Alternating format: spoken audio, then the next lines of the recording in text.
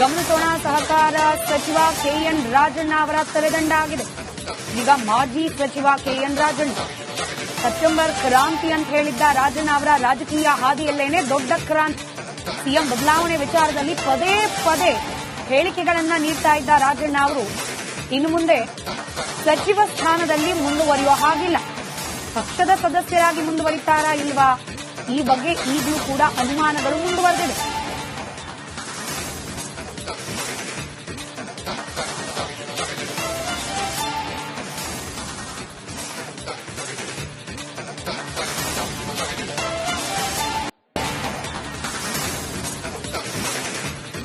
Details ನಮ್ಮ ಪ್ರತಿನಿಧಿ ಹನುಮಂತು ನೀಡ್ತಾ ಇದ್ರು. ಹನುಮಂತು, ಈಗ ಈ ಬೆಳವಣಿಗೆ ಕೇವಲ ರಾಜ್ಯ ಮಟ್ಟದಲ್ಲಿ ಮಾತ್ರವಲ್ಲ, ರಾಷ್ಟ್ರೀಯ ಮಟ್ಟದಲ್ಲೂ ಕೂಡ ಬಿಜೆಪಿ ಪಕ್ಷಕ್ಕೆ ಸಿಕ್ಕಿರುವ ಅತಿ ದೊಡ್ಡ ಅಸ್ತ್ರ. ಇಡೀ ರಾಹುಲ್ ಗಾಂಧಿ ಅವರ ಈ ವೋಟ್ ಚೋರಿ ಕ್ಯಾಂಪೇನ್ಗೆ ರಾಜಣ್ಣ ಅವರ ರಾಜೀನಾಮೆನೇ ಬ್ರಹ್ಮಾಸ್ತ್ರವಾಗಿ ಬಳಕೆ ಮಾಡಿಕೊಳ್ಳುತ್ತೆ ಬಿಜೆಪಿ ಇನ್ನು ಮುಂದೆ. ಖಂಡಿತವಾಗಿಯೂ ಸ್ಮಿತಾ, ಯಾಕೆಂತಂದು ಹೇಳಿದ್ರೆ ಬೆಂಗಳೂರಿಗೆ ಬಂದಂತ ಸಂದರ್ಭದಲ್ಲಿ ರಾಹುಲ್ ಗಾಂಧಿ ಅವರು ಮಾತನಾಡಿರುವಂತದ್ದು ಚುನಾವಣೆಯ ಅಕ್ರಮ ಆಗಿದೆ, ಮತಗಳ್ಳತನ ಆಗಿದೆ. ಅದರಲ್ಲೂ ಕೂಡ ಬೆಂಗಳೂರು ಸೆಂಟ್ರಲ್ ಲೋಕಸಭಾ ಕ್ಷೇತ್ರದಲ್ಲಿ ಮಹದೇವಪುರದಲ್ಲಿ ಯಾವ್ಯಾವ ರೀತಿ ಇಲ್ಲಿ ಕಳ್ಳು ಮತಗಳನ್ನ ಕದಿಯಲಾಗಿದೆ ಅನ್ನುವಂತ ವಿಚಾರಗಳನ್ನ ಪ್ರಸ್ತಾಪ ಮಾಡಿದ್ರು. ಪ್ರಸ್ತಾಪ ಮಾಡಿದಂತಹ ಸಂದರ್ಭದಲ್ಲೂ ಕೂಡ ಚುನಾವಣಾ ಆಯೋಗ ಅವರಿಗೆ ಒಂದಷ್ಟು ವಿವರಣೆ ಕೇಳಿ ಪತ್ರವನ್ನ ಕೊಟ್ಟಿದ್ರು, ನೋಟಿಸ್ ಅನ್ನ ಕೊಟ್ಟಿದ್ರು. ರಾಹುಲ್ ಗಾಂಧಿ ಅವರಿಗೆ ದಾಖಲೆ ಸಮೇತ ವಿವರಣೆ ಕೊಡಿ ಅಂತ ಹೇಳಿ ಚುನಾವಣೆ ಆಯೋಗ ಕೇಳಿದಂತ ಸಂದರ್ಭದಲ್ಲಿ ಸಹಜವಾಗಿ ಚುನಾವಣಾ ಆಯೋಗದ ವಿರುದ್ಧ ಕಾಂಗ್ರೆಸ್ ನಾಯಕರು ಬೆಳಿಗ್ಗೆ ಅಷ್ಟೇ ಡಿಸಿಎಂ ಡಿಕೆ ಶಿವಕುಮಾರ್ ಅವರು ಕೂಡ ಮಾತನಾಡುವಂತಹ ಸಂದರ್ಭದಲ್ಲಿ ಅಸಮಾಧಾನವನ್ನ ಹೊರಹಾಕಿದ್ರು, ಬೇಸವನ್ನ ಹೊರಹಾಕಿದ್ರು. ಇಂತಹ ಸಂದರ್ಭದಲ್ಲಿ ಮತ್ತೆ ಜೊತೆಗೆ ಪ್ರತಿಯೊಬ್ಬ ಬಿಜೆಪಿ ನಾಯಕರು, ಪ್ರತಿಪಕ್ಷ ನಾಯಕ ಆರ್ ಅಶೋಕ್ ಅವರು, ಸಿಟಿ ರವಿ ಅವರು ಸೇರಿದಂತೆ ಬಿಜೆಪಿ ನಾಯಕರೆಲ್ಲರೂ ಕೂಡ ಮಾತನಾಡುವಂತಹ ಸಂದರ್ಭದಲ್ಲಿ ರಾಜಣ್ಣ ಅವರು ಸತ್ಯ ಹೇಳಿದ್ದಾರೆ. ರಾಹುಲ್ ಗಾಂಧಿ ಅವರಿಗೆ ಒಂದು ರೀತಿ ಮುಜುಗರ ಆಗದಂತ ರೀತಿಯಲ್ಲಿ ಅನ್ನುವಂತ ಮಾತುಗಳನ್ನ ಹೇಳಿದ್ರು. ಯಾವಾಗ ಪ್ರತಿಪಕ್ಷಗಳು ಇದನ್ನ ಬಹುದೊಡ್ಡ ಅಸ್ತ್ರವಾಗಿ ಬಳಸಿಕೊಳ್ಳಕ್ಕೆ ಶುರುವಾಯಿತು, ಅದು ಸಹಜವಾಗಿ ರಾಷ್ಟ್ರ ಮಟ್ಟದಲ್ಲೂ ಕೂಡ ಬಿಜೆಪಿ ನಾಯಕರು ಪ್ರಸ್ತಾಪ ಮಾಡಲಿಕ್ಕೆ ಒಂದಷ್ಟು ಚರ್ಚೆಗಳು ಜೋರಾಯಿತು. ಇದು ಸಹಜವಾಗಿ ಪಾರ್ಲಿಮೆಂಟ್ ನಲ್ಲೂ ಕೂಡ ಆಗಿರಬಹುದು, ಮತ್ತೆ ರಾಷ್ಟ್ರ ರಾಜಕಾರಣದಲ್ಲೂ ಆಗಿರಬಹುದು, ಮತ್ತೆ ಇಂಡಿಯಾ ಮೈತ್ರಿಕೂಟಕ್ಕೂ ಬಹುದೊಡ್ಡ ಮೈತ್ರಿಕೂಟಕ್ಕೂ ಒಂದಷ್ಟು ಮುಜುಗರ ತನ್ನುವಂತ ಸನ್ನಿವೇಶ ಅನ್ನುವಂಥದ್ದು ಸಹಜವಾಗಿ ಅನ್ನುವಂತ ರಾಜಕೀಯ ಚರ್ಚೆಗಳು. ಈ ಒಂದು ಹಿನ್ನೆಲೆಯಲ್ಲಿ ಇನ್ನು ಮುಂದೆ ಏನಾದ್ರೂ ನಾವು ಆಕ್ಷನ್ ತಗೊಳ್ಳಿಲ್ಲ ಅಂತಂದ ಹೇಳಿದ್ರೆ ಅದು ಬಹುತೇಕ ಬೇರೆ ಬೇರೆ ಚರ್ಚೆಗಳಿಗೂ ಕೂಡ ನಾಂದಿ ಆಡುತ್ತೆ. ಆ ಕಾರಣಕ್ಕಾಗಿ ಇದನ್ನು ಸ್ಪಷ್ಟವಾದಂತಹ ಸಂದೇಶವನ್ನ ಕೊಡಬೇಕು ಅನ್ನೋ ಕಾರಣಕ್ಕಾಗಿನೇ ರಾಜಣ್ಣ ಅವರಿಗೆ ಈಗ ರಾಜೀನಾಮೆಗೆ ಅಂಗೀಕಾರ ಆಗುವಂತ ಸ್ಥಿತಿ ಬಂದಿರುವಂತದ್ದು.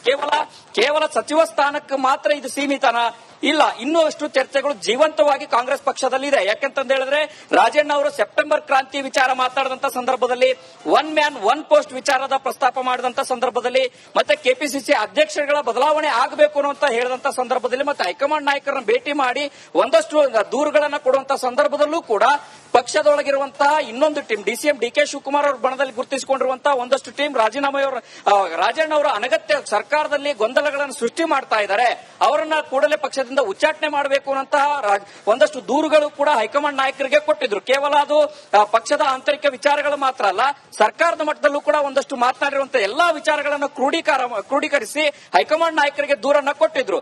ಅದ್ಯಾವುದಕ್ಕೂ ಕೂಡ ಒಂದಷ್ಟು ತಾಳ್ಮೆಯಿಂದ ಇದ್ದಂತ ಹೈಕಮಾಂಡ್ ಸಿಎಂ ಸಿದ್ದರಾಮಯ್ಯ, ಯಾಕಂತಂದ ಹೇಳಿದ್ರೆ ಸಿಎಂ ಸಿದ್ದರಾಮಯ್ಯ ಅವರ ಆಪ್ತ ವಲಯದಲ್ಲಿ ಗುರುತಿಸಿಕೊಂಡಿರುವಂತಹ ಕಾರಣಕ್ಕಾಗಿ ಏಕಾಏಕಿಯಾಗಿ ನಿರ್ಧಾರವನ್ನು ತೆಗೆದುಕೊಂಡ್ರೆ ಅದು ಸಹಜವಾಗಿ ಸಿಎಂ ಸಿದ್ದರಾಮಯ್ಯ ಅವರಿಗೂ ಕೂಡ ಒಂದಷ್ಟು ಬೇಸರ ತರಿಸಬಹುದು ಅನ್ನೋ ಲೆಕ್ಕಾಚಾರದಲ್ಲಿ ಇದ್ದಂತ ಹೈಕಮಾಂಡ್ ಈ ವಿಚಾರ ಬಂದಂತ ಸಂದರ್ಭದಲ್ಲಿ ಯಾವುದೇ ಕಾರಣಕ್ಕೂ ಆಗೋದಿಲ್ಲ, ನಿರ್ದಾಕ್ಷಿಣ್ಯವಾಗಿ ಕ್ರಮ ಆಗಬೇಕು ಅನ್ನೋ ಒಂದು ನಿಟ್ಟಿನಲ್ಲಿ ಈಗ ಕ್ರಮ ತೆಗೆದುಕೊಂಡೆ ಕಾಣಿಸ್ತಾ ಇರುವಂತದ್ದು. ಸ್ಮಿತಾ, ರೈಟ್, ಧನ್ಯವಾದ ಚಂದ್ರಶೇಖರ್ ಮಾಹಿತಿಗಾಗಿ. ಸೆಪ್ಟೆಂಬರ್ ಕ್ರಾಂತಿ ಎಂದಿದ್ದ ರಾಜಣ್ಣ, ಕೆಪಿಸಿಸಿ ಅಧ್ಯಕ್ಷ ಸ್ಥಾನಕ್ಕೆ ನಾನು ಕೂಡ ಅರ್ಹ ಎಂದಿದ್ದ ರಾಜಣ್ಣ, ಮತಗಳ್ಳತನಕ್ಕೆ ಕಾಂಗ್ರೆಸ್ ಕೂಡ ಹೊಣೆ, ನಮ್ಮ ಅವಧಿಯಲ್ಲೇನೆ ಮತಪಟ್ಟಿ ರೆಡಿಯಾಗಿದ್ದು ಅಂತ ಹೇಳಿದ್ದ ರಾಜಣ್ಣ ಇದೀಗ ಮಾಜಿ ಮಿನಿಸ್ಟರ್. ಹನಿ ಟ್ರ್ಯಾಪ್ ಹೇಳಿಕೆಗೆ ಸಂಬಂಧಪಟ್ಟಂತೆಯೂ ಕೂಡ ರಾಷ್ಟ್ರ ಮಟ್ಟದಲ್ಲಿ ಚರ್ಚೆಗೆ ಗ್ರಾಸವಾಗಿತ್ತು ರಾಜಣ್ಣ ಅವರ ಹೇಳಿಕೆ. ಪದೇ ಪದೇ ಕಾಂಗ್ರೆಸ್ ಪಕ್ಷಕ್ಕೆ ಮುಜುಗರ ಆಗೋ ರೀತಿಯಲ್ಲಿ ಹೇಳಿಕೆಯನ್ನ ನೀಡ್ತಾ ಇದ್ದ ರಾಜಣ್ಣ ಅವರ ಹೇಳಿಕೆಗಳನ್ನ ಮನ್ನಿಸ್ತಾ ಬಂದದ್ದ ಕಾಂಗ್ರೆಸ್ ಪಕ್ಷ ಇದೀಗ ನೇರವಾಗಿ ರಾಹುಲ್ ಗಾಂಧಿ ಅವರಿಗೆ ಮುಜುಗರ ಆಯಿತು ಅನ್ನೋ. ಗಮನಿಸೋಣ. ಸಹಕಾರ ಸಚಿವ ಕೆಎನ್ ರಾಜಣ್ಣ ಅವರ ತಲೆದಂಡ ಆಗಿದೆ. ಈಗ ಮಾಜಿ ಸಚಿವ ಕೆಎನ್ ರಾಜಣ್ಣ ಸೆಪ್ಟೆಂಬರ್ ಕ್ರಾಂತಿ ಅಂತ ಹೇಳಿದ್ದ ರಾಜಣ್ಣ ಅವರ ರಾಜಕೀಯ ಹಾದಿಯಲ್ಲೇನೆ ದೊಡ್ಡ ಕ್ರಾಂತಿ.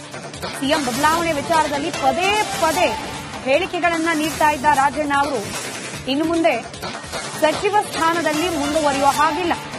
ಪಕ್ಷದ ಸದಸ್ಯರಾಗಿ ಮುಂದುವರಿತಾರಾ ಇಲ್ವಾ, ಈ ಬಗ್ಗೆ ಈಗಲೂ ಕೂಡ ಅನುಮಾನಗಳು ಮುಂದುವರೆದಿದೆ.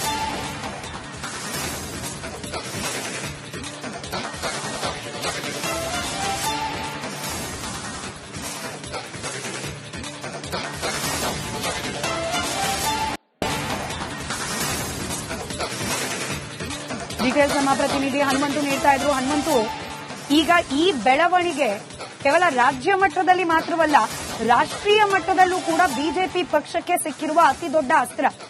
ಇಡೀ ರಾಹುಲ್ ಗಾಂಧಿ ಅವರ ಈ ವೋಟ್ ಚೋರಿ ಕ್ಯಾಂಪೇನ್ಗೆ ರಾಜಣ್ಣ ಅವರ ರಾಜೀನಾಮೆನೇ ಬ್ರಹ್ಮಾಸ್ತ್ರವಾಗಿ ಬಳಕೆ ಮಾಡಿಕೊಳ್ಳುತ್ತೆ ಬಿಜೆಪಿ ಇನ್ ಮುಂದೆ. ಖಂಡಿತವಾಗಿಯೂ ಸ್ಮಿತಾ, ಯಾಕೆಂತಂದ ಹೇಳಿದ್ರೆ ಬೆಂಗಳೂರಿಗೆ ಬಂದಂತ ಸಂದರ್ಭದಲ್ಲಿ ರಾಹುಲ್ ಗಾಂಧಿ ಅವರು ಮಾತನಾಡಿರುವಂತದ್ದು ಚುನಾವಣೆಯ ಅಕ್ರಮ ಆಗಿದೆ, ಮತಗಳ್ಳತನ ಆಗಿದೆ. ಅದರಲ್ಲೂ ಕೂಡ ಬೆಂಗಳೂರು ಸೆಂಟ್ರಲ್ ಲೋಕಸಭಾ ಕ್ಷೇತ್ರದಲ್ಲಿ ಮಹದೇವಪುರದಲ್ಲಿ ಯಾವ್ಯಾವ ರೀತಿ ಇಲ್ಲಿ ಕಳ್ಳು ಓಟ್ಗಳನ್ನ ಮತಗಳನ್ನ ಕದಿಯಲಾಗಿದೆ ಅನ್ನುವಂತ ವಿಚಾರಗಳನ್ನ ಪ್ರಸ್ತಾಪ ಮಾಡಿದ್ರು. ಪ್ರಸ್ತಾಪ ಮಾಡಿದಂತಹ ಸಂದರ್ಭದಲ್ಲೂ ಕೂಡ ಚುನಾವಣಾ ಆಯೋಗ ಅವರಿಗೆ ಒಂದಷ್ಟು ವಿವರಣೆ ಕೇಳಿ ಪತ್ರವನ್ನ ಕೊಟ್ಟಿದ್ರು, ನೋಟಿಸ್ ಅನ್ನ ಕೊಟ್ಟಿದ್ರು. ರಾಹುಲ್ ಗಾಂಧಿ ಅವರಿಗೆ ದಾಖಲೆ ಸಮೇತ ವಿವರಣೆ ಕೊಡಿ ಅಂತ ಹೇಳಿ ಚುನಾವಣೆ ಆಯೋಗ ಕೇಳದಂತ ಸಂದರ್ಭದಲ್ಲಿ ಸಹಜವಾಗಿ ಚುನಾವಣಾ ಆಯೋಗದ ವಿರುದ್ಧ ಕಾಂಗ್ರೆಸ್ ನಾಯಕರು ಬೆಳಗ್ಗೆ ಅಷ್ಟೇ ಡಿಸಿಎಂ ಡಿಕೆ ಶಿವಕುಮಾರ್ ಅವರು ಕೂಡ ಮಾತನಾಡುವಂತಹ ಸಂದರ್ಭದಲ್ಲಿ ಅಸಮಾಧಾನವನ್ನ ಹೊರಹಾಕಿದ್ರು, ಬೇಸವನ್ನ ಹೊರಹಾಕಿದ್ರು. ಇಂತಹ ಸಂದರ್ಭದಲ್ಲಿ ಮತ್ತೆ ಜೊತೆಗೆ ಪ್ರತಿಯೊಬ್ಬ ಬಿಜೆಪಿ ನಾಯಕರು, ಪ್ರತಿಪಕ್ಷ ನಾಯಕ ಆರ್ ಅಶೋಕ್ ಅವರು, ಸಿಟಿ ರವಿ ಅವರು ಸೇರಿದಂತೆ ಬಿಜೆಪಿ ನಾಯಕರೆಲ್ಲರೂ ಕೂಡ ಮಾತನಾಡುವಂತಹ ಸಂದರ್ಭದಲ್ಲಿ ರಾಜಣ್ಣ ಅವರು ಸತ್ಯ ಹೇಳಿದ್ದಾರೆ. ರಾಹುಲ್ ಗಾಂಧಿ ಅವರಿಗೆ ಒಂದು ರೀತಿ ಮುಜುಗರ ಆಗದಂತ ರೀತಿಯಲ್ಲಿ ಅನ್ನುವಂತ ಮಾತುಗಳನ್ನ ಹೇಳಿದ್ರು. ಯಾವಾಗ ಪ್ರತಿಪಕ್ಷಗಳು ಇದನ್ನ ಬಹುದೊಡ್ಡ ಅಸ್ತ್ರವಾಗಿ ಬಳಸಿಕೊಳ್ಳಕ್ಕೆ ಶುರುವಾಯಿತು, ಅದು ಸಹಜವಾಗಿ ರಾಷ್ಟ್ರ ಮಟ್ಟದಲ್ಲೂ ಕೂಡ ಬಿಜೆಪಿ ನಾಯಕರು ಪ್ರಸ್ತಾಪ ಮಾಡಲಿಕ್ಕೆ ಒಂದಷ್ಟು ಚರ್ಚೆಗಳು ಜೋರಾಯಿತು. ಇದು ಸಹಜವಾಗಿ ಪಾರ್ಲಿಮೆಂಟ್ ನಲ್ಲೂ ಕೂಡ ಆಗಿರಬಹುದು, ಮತ್ತೆ ರಾಷ್ಟ್ರ ರಾಜಕಾರಣದಲ್ಲೂ ಆಗಿರಬಹುದು, ಮತ್ತೆ ಇಂಡಿಯಾ ಮೈತ್ರಿಕೂಟಕ್ಕೂ ಬಹುದೊಡ್ಡ ಮೈತ್ರಿಕೂಟಕ್ಕೂ ಒಂದಷ್ಟು ಮುಜುಗರ ತನ್ನುವಂತ ಸನ್ನಿವೇಶ ಅನ್ನುವಂಥದ್ದು ಸಹಜವಾಗಿ ಅನ್ನುವಂತ ರಾಜಕೀಯ ಚರ್ಚೆಗಳು.